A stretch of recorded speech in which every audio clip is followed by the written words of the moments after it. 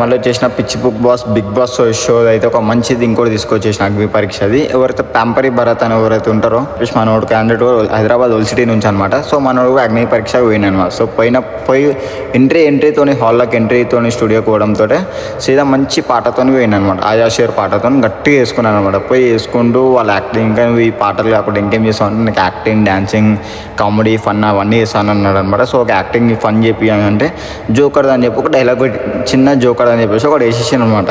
Dialogue వేసేసాను punch. చిన్న మనోడు ఏం చేసిండు జోకర్ అని చెప్పేసి ముందడైతే 4 జడ్జిలు ఉన్నారు. అలా జోకర్ వేసి పడదింగిండు. అలా చిన్న లైట్లు వేసింది. నాకు వీడు మాకే అంటున్నా మాకు అర్థమైందని చెప్పి గుద్దలా గాలి మనోడు పాంపరి భరత్ ఎవరైతే మనోడు ఉండో మనోడిని అయితే గెట్ అవుట్ అన్నారు అనమాట. నువ్వు ఇట్లా చేసినావు, నీకు రెడ్డి ఇస్తున్నావు అని చెప్పి చిన్న బయటకు అని చెప్పి అని చెప్పింది అనమాట. మధ్యలో ఎవరైతే కూర్చో దాని పేరు ఏందో నాకు తెలియదు. మధ్యలో మెల్లగా రెడ్ కలర్ సింబల్ బట్టి నువ్వు గెట్ అవుట్ అన్నా అనమాట. నువ్వు పంపించినా మూడు బయటికి వస్తాడు. మీరేదో పెద్ద పీకి కట్టలు కట్టినట్టు ఆడ జడ్జిల ప్లేస్లో కూర్చోబెట్టి నాకు అర్థమవుతలేదు. మిమ్మల్ని ఎందుకు కూర్చోబెట్టిన, మీరేం పీక్ కట్టలు కట్టిరని కూర్చోబెట్టారో అర్థమవుతలేదు. మీ బొంగుల బిగ్ బాస్ షోలకి బిగ్ బాస్ షోలోకి వచ్చి ఫాయిదా లేదు. 0 ఇన్వెస్ట్మెంట్, 0 టైం వేస్ట్ మొత్తం. వల్ల ఏమంటారు బాయ్, మీరు కూడా కామెంట్లో గుద్దురి కరెక్టేనా కాదా?